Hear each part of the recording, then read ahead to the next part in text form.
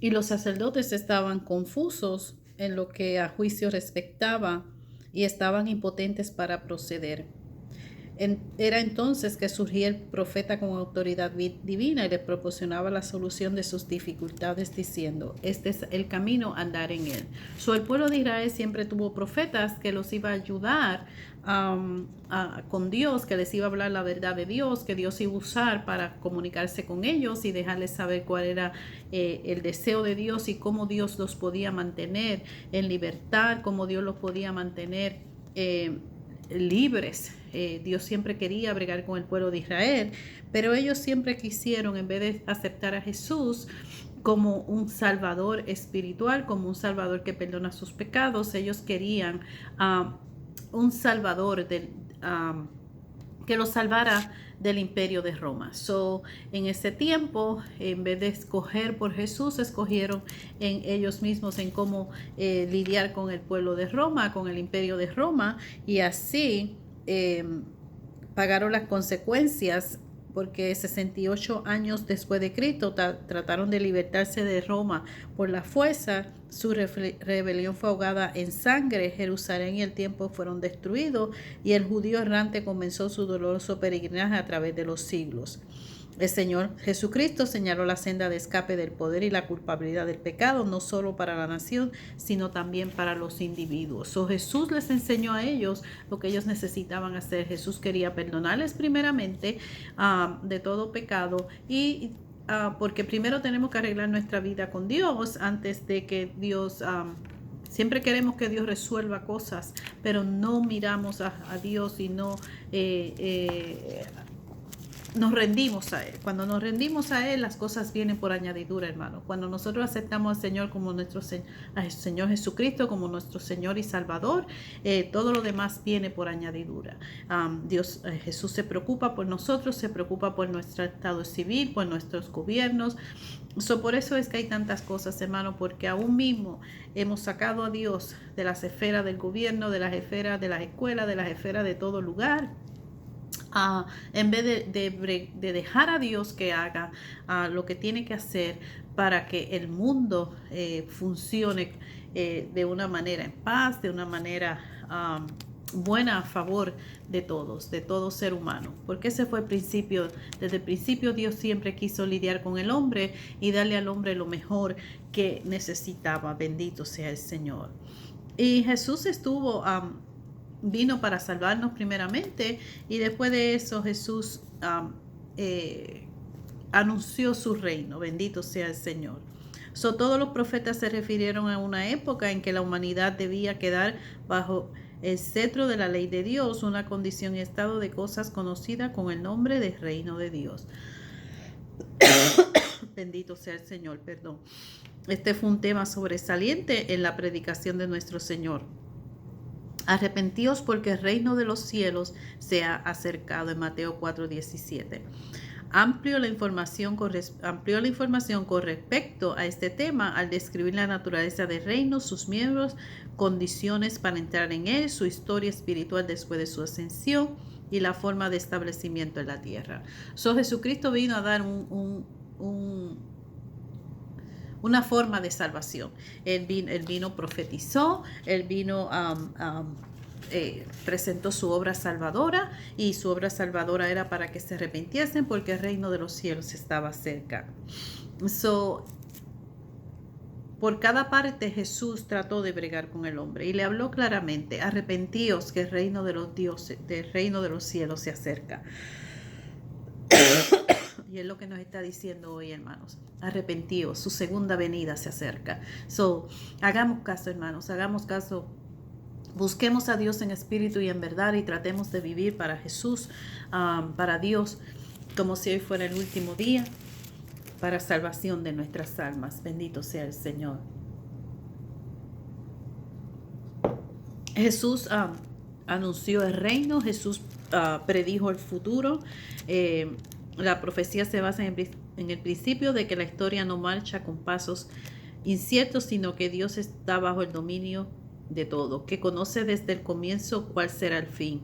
Les revela a sus profetas el curso de la historia, capacitándolo así para predecir el futuro. En calidad de profeta, Cristo previó el triunfo de su causa y reino en medio de los cambios efímeros de la historia humana. Jesús vino a predecir el futuro. Jesús vino a predecir lo que va a pasar más adelante. Bendito sea el Señor. Y asimismo nos los deja saber. Él lo predijo, Él lo dijo, acercado que el reino de Dios se acerca. Asimismo seguimos hoy, hermanos. Arrepentámonos, arreglemos nuestra vida con Dios, arreglemos nuestra vida con Jesús, busquemos a Cristo como nunca, busquemos a Dios como nunca, hagamos nuestro tiempo para estar con el Señor, amemos al prójimo, vivamos para Dios, porque el reino de Dios se acerca, la segunda venida de Jesús se acerca. Bendito sea el Señor. También aquí nos habla Cristo como el sacerdote. Un sacerdote en el sentido bíblico del vocablo es una persona divinamente consagrada para representar al hombre ante Dios y ofrecer sacrificios que le aseguraran el favor divino. Porque todo sumo sacerdote está constituido para presentar ofrenda y sacrificio, por lo cual es necesario que también éste tenga algo que ofrecer. Jesucristo en el Calvario, Cristo el Salvador, se ofreció a sí mismo el sacrificio con el objeto de asegurar el perdón del hombre y la aceptación ante Dios. Su vida con anterioridad a esto era una preparación para su obra sacerdotal. El Hijo Eterno participó de nuestra naturaleza. Hebreos 2, 14, 16 nos habla sobre eso. Y nuestras experiencias, puesto que de otra manera no podía representar al hombre ante Dios, ni ofrecer sacrificios, ni tampoco podía socorrer a la humanidad tentada sin saber por experiencia lo que significaba la tentación. Un sacerdote, por lo tanto, debe ser humano. Por ejemplo, un ángel no podría ser sacerdote para el hombre. El sumo sacerdote de Israel fue consagrado para representar al hombre ante Dios y ofrecer sacrificios que le asegurarían a Israel el perdón y la aceptación. Una vez por año, el sumo sacerdote hizo expiación por Israel. En sentido típico simbólico, el sacerdote era el Salvador que aparecía en la presencia de Dios para obtener perdón. Los sacrificios de ese día fueron hechos en el atrio exterior o patio del templo. De igual manera, Cristo fue crucificado en la tierra. Luego la sangre fue llevada al lugar santísimo y rodeada en la presencia misma de Dios. De igual manera, el Señor Jesucristo ascendió a los cielos para aparecer en la presencia de Dios por nosotros. La aceptación que hace Dios de la sangre de su Hijo nos proporciona confianza con respecto a la aceptación de todos los que confían en su sacrificio. Bendito sea el Señor. Usted puede comparar Levítico capítulo 16 y Hebreos capítulo 8 al 10. Bendito sea el Señor. Aunque Cristo ofreció un sacrificio perfecto una vez por todos, su obra sacerdotal continúa todavía. Vive para presentar ante Dios los méritos y el poder de su obra expiatoria en bien de los pecadores. El que murió por los hombres vive ahora por ellos, para salvarlos e interceder por ellos. Y cuando oramos en el nombre de Jesús, presentamos la obra expiatoria de Cristo como la base de nuestra aceptación, pues solo así se nos asegura que somos aceptos en el amado. Bendito sea el Señor. El sacerdote era el que ofrecía sacrificios delante de Dios por el pueblo. Bendito sea el Señor. Jesucristo vino y se ofreció a sí mismo como sacrificio santo y sacrificio. No hay otro sacrificio. Ese fue el último sacrificio. Ese es el único sacrificio que nos puede llevar ante el Padre para perdonarnos los pecados. El sacerdote iba una vez al año.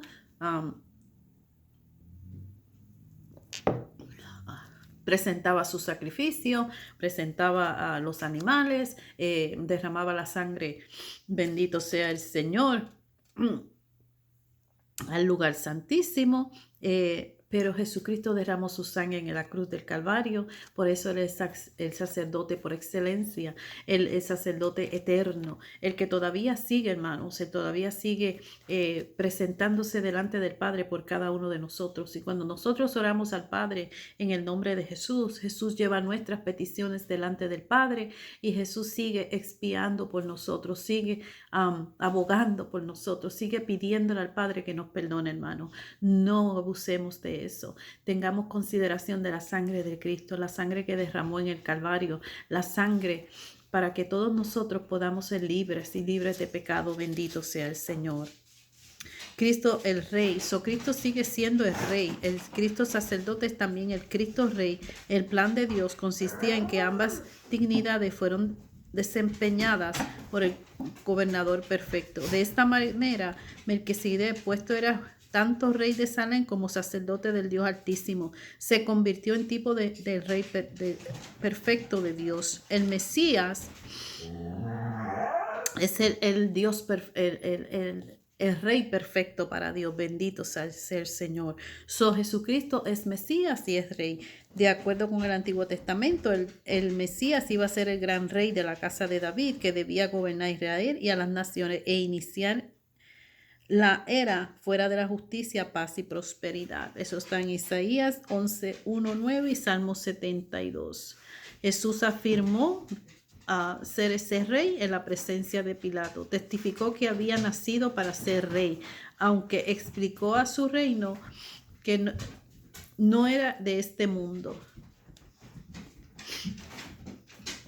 Él explicó que su reino no era de este mundo, hermano. Jesucristo no es de este mundo. El reino de Jesucristo no es de este mundo. Jesucristo, su reino va a tener fin, no tendrá fin. Bendito sea el Señor, como otros reinos. Bendito sea el Señor.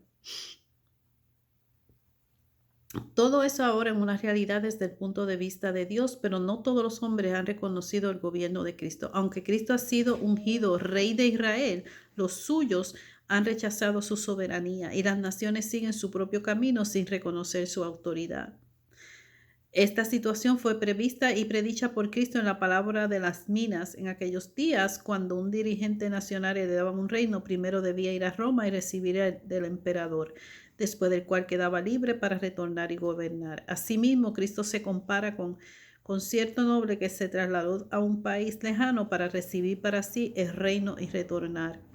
Vino del cielo a la tierra, obtuvo el ensalzamiento y soberanía por su muerte expiatoria para los hombres y luego ascendió al trono de su Padre para recibir la corona y el gobierno.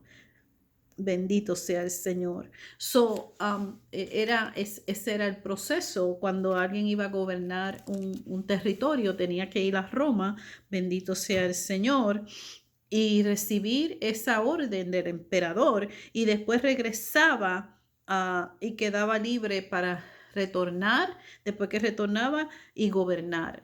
El emperador le daba la autoridad, lo liberaba para que fuese a ser rey de ese lugar. Lo que está comparando aquí y en Lucas 19, 12, 15 es cuando habla que ese que iba a ser rey fue para buscar ser confirmado rey. Y léalo, hermano, es muy interesante. Y después cuando regresa, él había dejado ciertas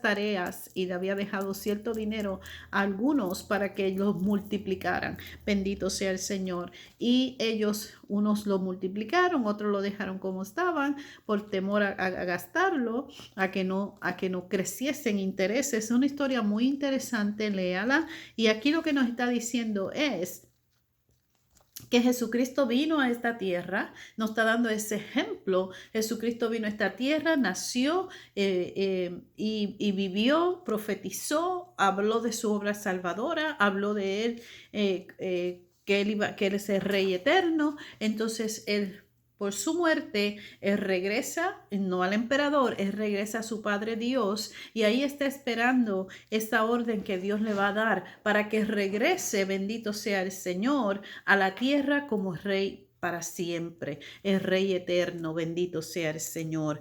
Cuando Jesucristo regrese, va a ser como en la historia de Lucas, que va a preguntar, ¿qué hicimos con lo que ¿qué hiciste con lo que te dejé? ¿Qué hiciste con el don que te di? ¿Qué hiciste con lo que te envié a hacer? Y nosotros le vamos a tener que dar cuentas a Cristo, bendito sea el Señor, y Él nos dará el galardón que merezcamos. Jesucristo vino, habló de su vida, vino como nació como hombre, habló de su obra salvadora, habló como profeta, predicó de la salvación, anunció el reino, predijo el futuro de lo que nos espera, bendito sea el Señor. Es el sacerdote, el sumo sacerdote por excelencia, el rey eterno, bendito sea el Señor, porque Él es Cristo el Señor, bendito sea Dios. En esta hora, hermano, Él va a regresar, ya el Dios Todopoderoso le dará la orden, como aquí el emperador le daba la orden, los liberaba para que fuesen a ser reyes y gobernasen en esos territorios. Asimismo, Dios le dará la orden a Jesucristo para que regrese a la tierra, para que regrese a reinar por la eternidad, hermanos. Y ese tiempo se acerca. Y ese tiempo lo estamos viviendo, lo estamos esperando. Es el tiempo, hermano, de buscar a Dios en espíritu y en verdad. Es tiempo de buscar a Jesús. Es tiempo de arreglar nuestros asuntos con el Rey. El Rey. Señor de señores, Jesucristo el Señor. Todos esos títulos se los ha dado Dios, hermanos, para bien de nuestras vidas. En este día, en esta mañana, yo te exhorto que si tú estás pensando o estás buscando una solución a tus problemas, o estás pensando que Dios te dejó, Dios no te ha dejado. Dios no nos ha dejado. Dios no nos ha dejado porque Dios sigue ahí. El plan de salvación de Dios sigue ahí. La obra de Cristo sigue ahí. Bendito sea el Señor. Y así como los reyes, los que iban a ser reyes, tenían que ir a buscar del emperador una confirmación que los liberase, que les diera la autoridad y los enviara al lugar, al territorio donde iban a reinar. Así mismo, hermanos, por eso Jesucristo daba tantas enseñanzas y tantas parábolas y se comparaba para que pudiésemos entender, hermanos, para que el mundo pudiera entender, para los que estaban con él pudieran entender de acuerdo a la época, de acuerdo a la era. Asimismo, la palabra de Dios nos enseña que Jesucristo regresó, no al emperador, regresó al Padre, regresó a Dios Todopoderoso, a Jehová de los ejércitos, y Jesucristo sigue esperando la orden de Dios, del Padre, de Jehová de los ejércitos, que le dé la confirmación de que Él puede regresar a reinar a esta tierra. Mientras nosotros esperamos eso, tenemos que seguir guardando nuestra vida, guardando nuestra salvación, guardando nuestra mente, guardando nuestro corazón, de que cuando el Rey regrese, el Rey de Reyes, Jesucristo el Señor, nosotros estemos listos para esa venida del Señor y podamos presentarnos delante del Rey con alegría, con gozo, con paz y sobre todo con salvación. Dios te bendiga y Dios te guarde en esta mañana.